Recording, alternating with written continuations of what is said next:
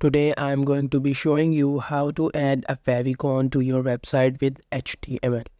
It is a pretty easy thing to do, so let's get started. First, open the Sublime Text Editor and then you have to paste this link tag in the header tag.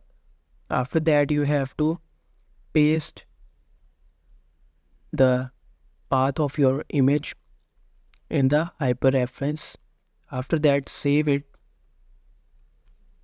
and open it in the browser.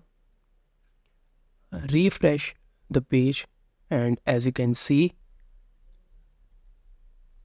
we have added a favicon to our HTML website. You can easily add favicon to your website HTML by using this link tag.